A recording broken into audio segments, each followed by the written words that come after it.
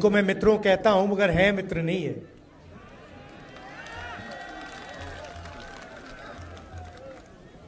आप सबका यहां बहुत बहुत स्वागत।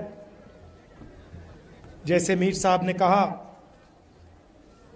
आप दूर दूर से आए, मेरी बात सुनने आए, इसके लिए मैं दिल से आपका शुक्रिया करता हूं।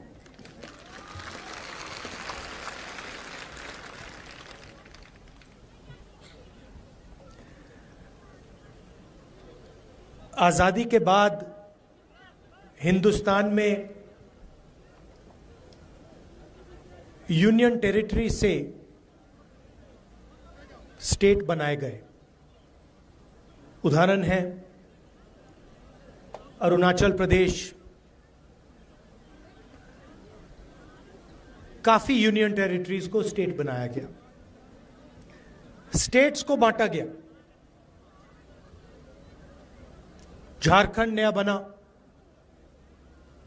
पहले बिहार हुआ करता था, बिहार में से झारखंड बना, मध्य प्रदेश में से छत्तीसगढ़ बना,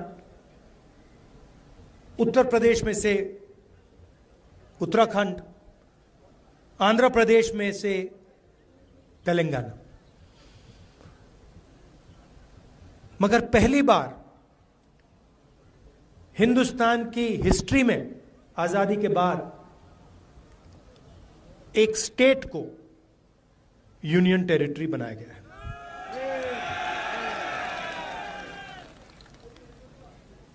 मतलब जब हम यूनियन टेरिटरी को स्टेट बनाते हैं या हम स्टेट को बांटते हैं तो हम लोकतंत्र को गहरा करते हैं, अधिकारों को और गहराई से पहुंचाते हैं। मगर जब हम स्टेट को यूनियन टेरिटरी बनाते हैं तो अधिकारों को छीना जाता है। और आपके साथ, जम्मू कश्मीर के साथ यह अन्याय हुआ है। पहली बार हिंदुस्तान की हिस्ट्री में एक स्टेट के लोगों से उनके अधिकार छीनकर उनको यूनियन टेरिटरी में बदला गया है। यूनियन टेरिटरी में और स्टेट में बहुत फर्क होता है। स्टेट में असेंबली होती है, लोगों की आवाज होती है, उनके अधिकार होते हैं। और स्टेट के लोग अपने स्टेट को चलाते हैं, चाहे वो टूरिज्म हो, बिजनेस हो, माइनिंग हो, जो भी है, स्टेट के लोग स्टेट को चलाते हैं। और स्टेट के लोग अपनी असेंबली में अलग अलग कानून बनाते हैं। 1947 में हिंदुस्तान ने राजाओं को, महाराजाओं को परे करके लोकतांत्रिक अधिकार हमारी जनता को दिया था। कॉन्स्टिट्यूशन उसका चिन्ह है। पहली बार एक स्टेट से उनका अधिकार छीना गया है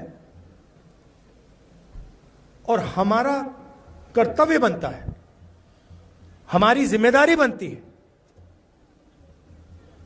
सिर्फ कांग्रेस पार्टी और नेशनल कॉन्फ्रेंस की नहीं, सिर्फ इंडिया गठबंधन के लोगों को नहीं, मगर हिंदुस्तान के हर नागरिक की जिम्मेदारी है कि जम्मू कश्मीर को स्टेटहुड वापस दिया जाए। और मैं आपको यहां बताने आया हूं कि बीजेपी कुछ भी कह ले, आरएसएस कुछ भी कह ले, हम जम्मू कश्मीर के लोगों को उनका स्टेटहुड वापस देने जा रहे हैं। हम चाहते थे कि चुनाव से पहले मामला तय हो जाए और चुनाव से पहले जम्मू कश्मीर को स्टेटहुड मिले। मगर बीजेपी नहीं चाहती थी। उन्होंने कहा कि पहले चुनाव करो, ठीक है, मंजूर है, मगर स्टेटहुड मिलेगा। आप देखना, मैं आपको गारंटी करके कह रहा हूं, या ये स्टेटहुड देंगे, नहीं तो फिर अगली सरकार जो दिल्ली में आएगी, इंडिया गठबंधन की सरकार आएगी, उनका पहला काम होगा आपको स्टेटहुड देने का। और हम तब तक नहीं रुकने वाले, हम इन पर दबाव डालेंगे पार्लियामेंट में, यहां पर, कि ये जो आपको स्टेटहुड से यूनियन टेरिटरी बनाया गया है, जो पहली बार हुआ है, इसको रिवर्स करना है और आपको स्टेटहुड देना है। यहां पे कहा जाता है कि एलजी जम्मू एंड कश्मीर को चलाता है, बट सचमुच में वो एलजी शब्द गलत है।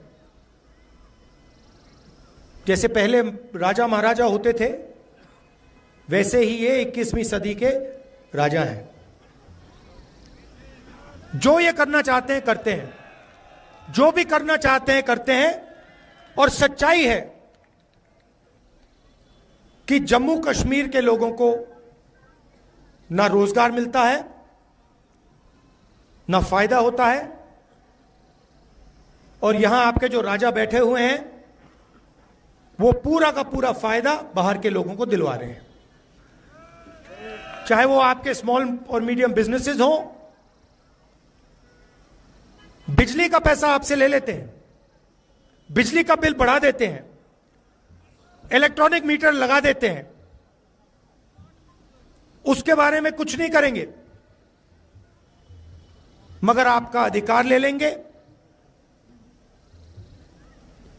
आपके जो यहां के बिजनेस हैं उनको दबा देंगे, कॉन्ट्रैक्ट्स बाहर के लोगों को दे देंगे, और पूरा का पूरा फायदा या बीजेपी आरएसएस के कनेक्टेड लोगों को, बाहर के लोगों को मिलता है। और यह लड़ाई सिर्फ जम्मू कश्मीर में नहीं है, यह पूरे देश में लड़ाई चल रही है। पूरे देश में बीजेपी और आरएसएस लोकतंत्र पर आक्रमण कर रहा है। आप पर तो डायरेक्ट करा, सीधा आपको कहा कि भैया स्टेटहुड हम आपसे छीन रहे हैं, हम आपको यूनियन टेरिटरी बना रहे हैं। मगर यह पूरे देश में हो रहा है। मणिपुर में देखिए, हिंदुस्तान के सारे इंस्टीट्यूशंस देखिए, इलेक्शन कमीशन देखिए, ब्यूरोक्रेसी देखिए, मीडिया देखिए,